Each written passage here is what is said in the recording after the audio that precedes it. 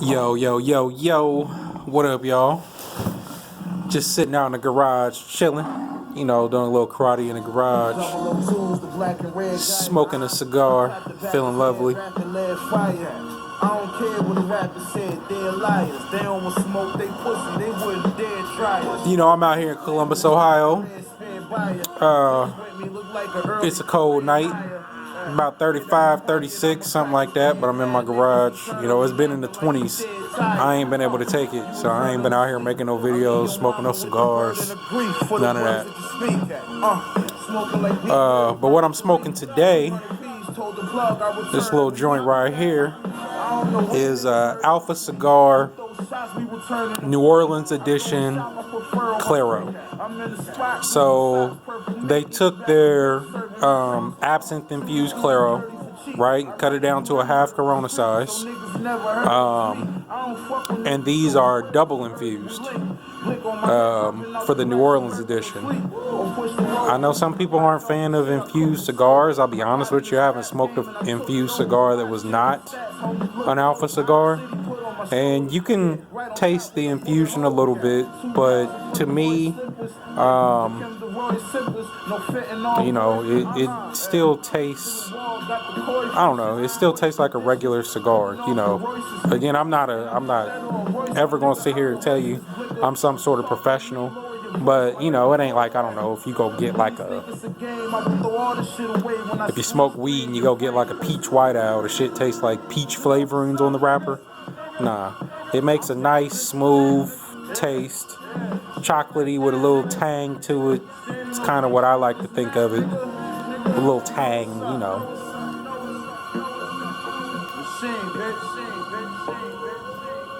So, I mean, you can definitely taste the absinthe. I don't want to take that away from the cigar. It is infused with absinthe.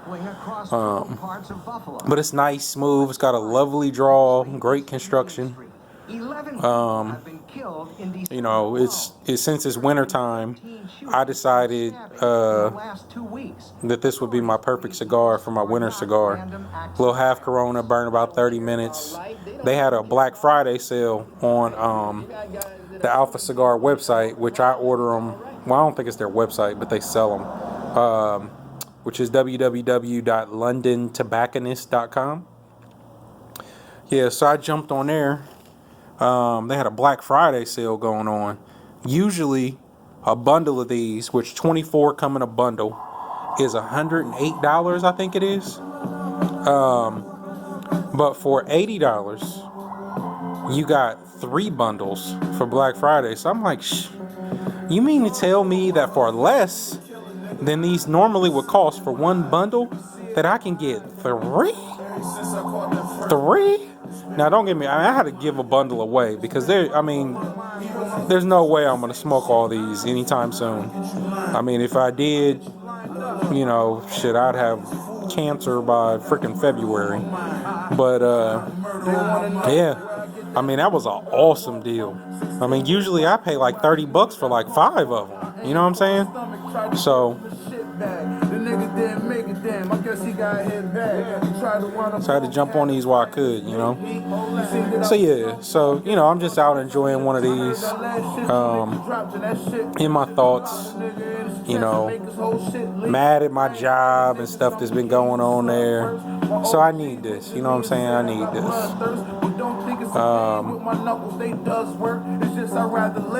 You know, I don't know.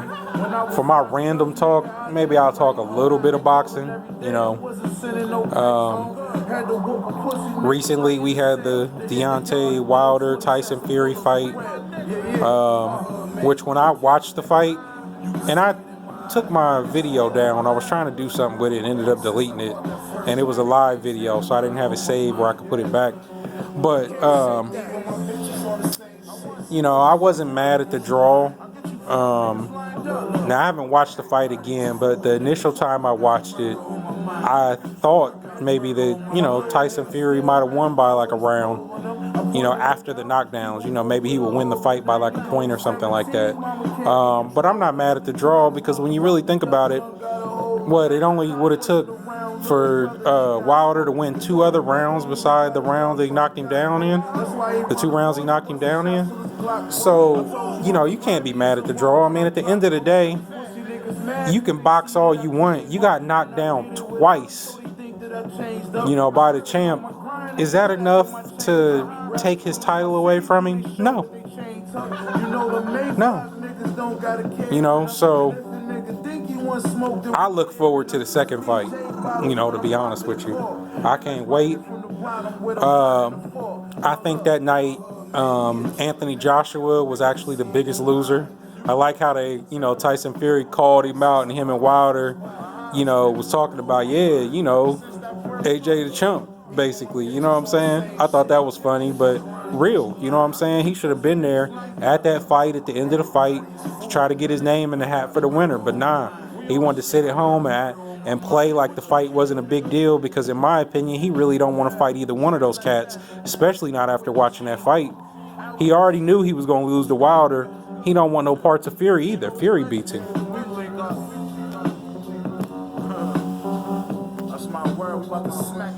My bad, I can't let my cigar go out.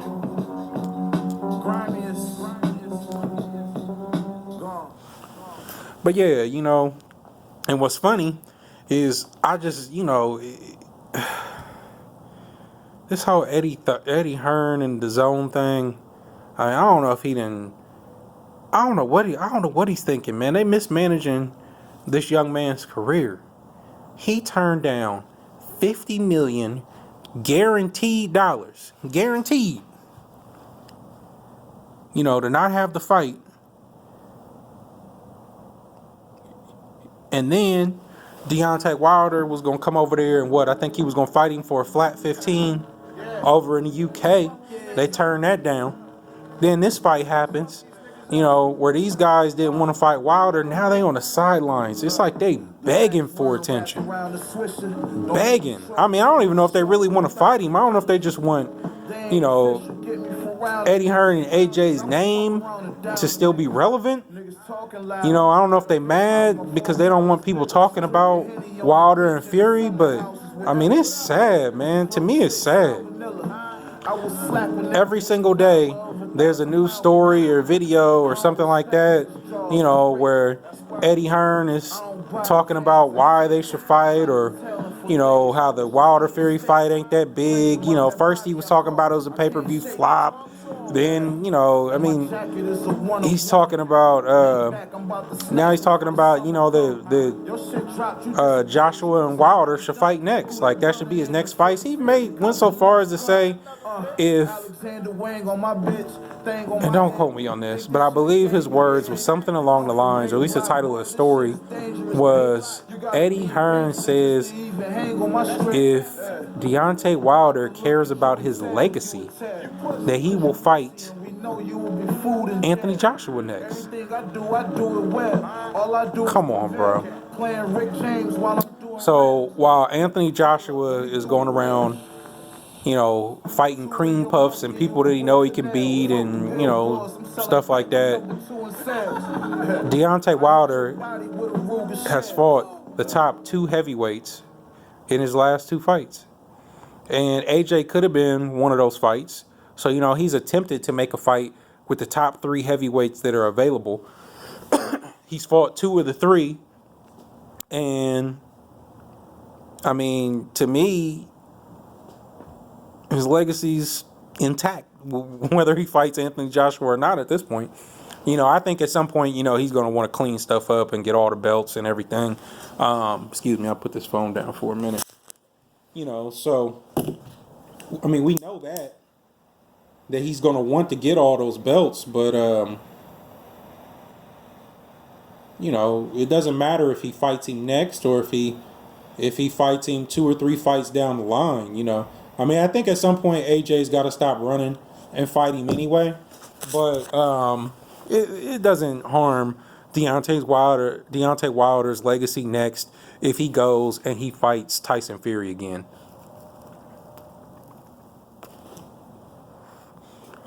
That's 100% Eddie Hearn and Anthony Joshua trying to get attention. That is not going to harm his legacy whatsoever. You know, I mean, if you really think about it, if they continue to play games when it comes time to make the fight, Deontay Wilder could go and fight Dominic Brazil. I mean, there's other fights out there. You got to fight whoever you can fight. So I would love to see him get in there with Anthony Joshua and knock him out. That's what I think will happen. But we'll see. We'll see how that all plays out.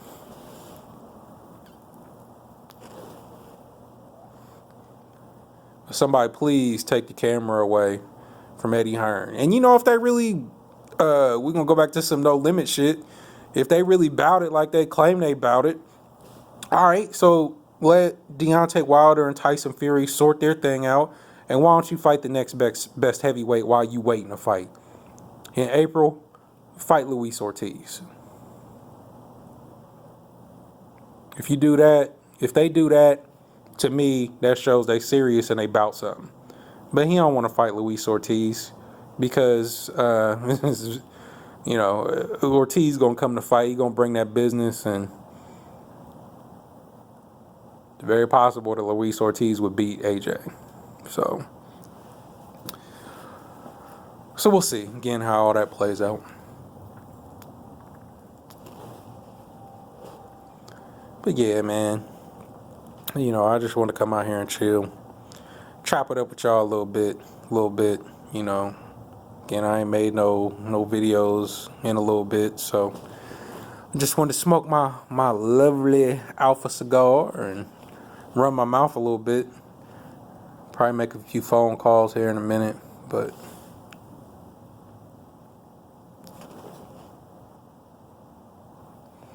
it's relaxing, relaxing.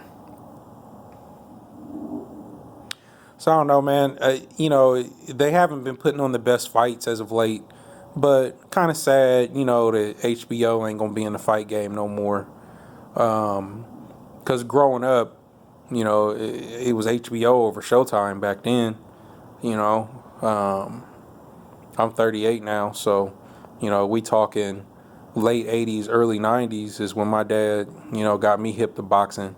Back when Mike Tyson was fighting, Pernell Whitaker, Meldrick Taylor, when James Toney and Roy Jones and all them was young. I've been watching the game, pretty much since then. He used to order all the pay-per-view fights, all of them. Back when Julio Cesar Chavez and Hector Macho Camacho. I mean, you had fighters from everywhere, bro. It was dope. That might be the golden era of boxing,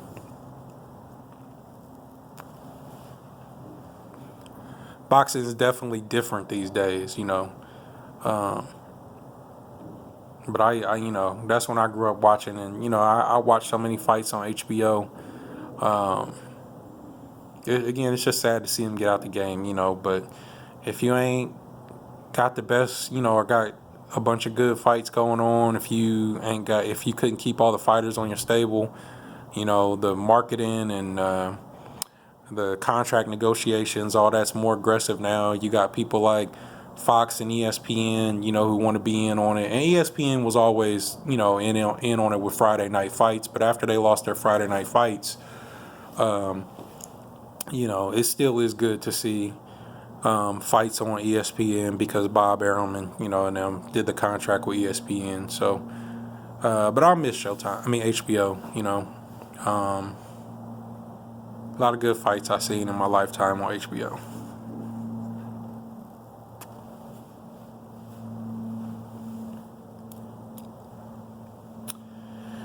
Yeah, so, the next big fight that I want to see is Pacquiao and Broner. I like what I've been seeing so far from Broner because Broner has been quiet. It's all the talk has been coming out of Pacquiao's camp, I mean, Broner posts a few videos or pictures here and there, of him working out, but it ain't been a whole lot of the silly stuff. It ain't been a whole lot of clowning around and talking trash. He got his little, I'm doing this for the hood thing. But other than that, it seems to me like he might be the most focused I've seen him. And if he's going to come in there and beat a legend and Manny Pacquiao, then focused is what he needs to be.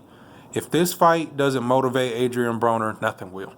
It's going to be your biggest payday, and you could find yourself potentially spoiling the Floyd Mayweather Pacquiao rematch if that Japanese dude doesn't kill him in the ring somehow, or I could see him kicking him in the face or something just to take him, just to put it on Floyd. I think he owed them dudes money or something over there, But yeah, I could see him derailing the rematch if he wins, and who knows, man? I mean, all right, so you derail the rematch by fighting Pacquiao. Floyd and Broner got their little beefs that been going on here and there. So I mean, maybe that ends up being a fight. I would at least, if you're gonna try to claim the greatest record, at least go out fighting somebody that's an actual boxer that could be competitive. You know what I'm saying? He may not be the best person in that weight class, but I mean that's a much more respectable fight than going out with Andre Berto as your last fight. Not to take nothing away from Berto, because Berto had his time, but he was past his time when he fought Floyd. you know.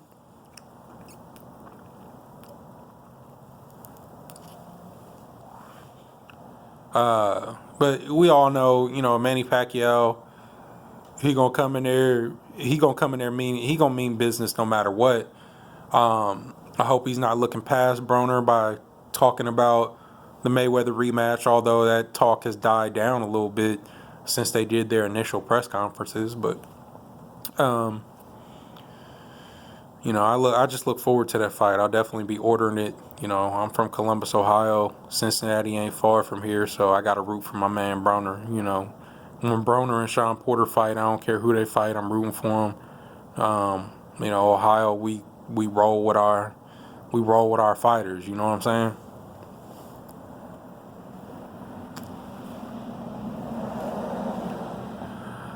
I'm looking forward to, about 45 minutes from now, they doing the ESPN 30 for 30 on the Buster Douglas Mike Tyson. I think they called it 42-1 is the name of this particular episode. So I can't wait to watch that tonight. Columbus, Ohio, Buster Douglas, biggest upset in boxing history. You feel me?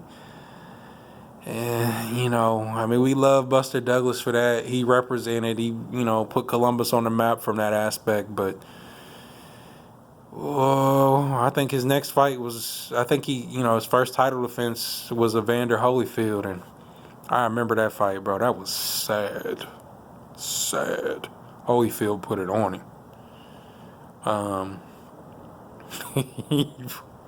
Good Lord. I remember that. I was so disappointed, man. But yeah, I look forward to checking that out tonight. But that's about it, man. I'm gonna try to make a few videos here and there. I was thinking try to do some sort of video once a week, and then when I start my little karate in the garage thing, I'm not a everyday go live mainstream type of cat, so maybe start out once a month, once every 2 weeks, and see how it goes and pick it up from there, you know what I'm saying? But hopefully I'll be starting that soon, But yeah, try these. They're lovely. Again, the Alpha Cigar, New Orleans edition, Claro. So it's the absinthe infused New Orleans edition Claro. I love their cigars. I love the infusion. Say what you want about infused cigars. Alpha makes the best infused cigar on the market, from what I've heard. Again, I haven't smoked any other infused cigars, but I've seen some people do some reviews and such. There's these guys, the Hot Ticket Podcast. They review some of the other ones. I think they did the Connecticut and the Maduro, the absinthe infused Connecticut and Maduro, and they're one of the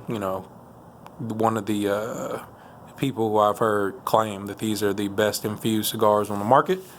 Yeah, check out the Hot Ticket Podcast, man. Those guys are crazy. They crack me up. But they know cigars, man. And, you know, I think anybody could enjoy their show, you know. So definitely keep that in mind. But I'm going to get up out of here. Salute. Appreciate y'all watching the video. Like, comment, share, subscribe to my channel. More to come. It's whatever, man. I'm out.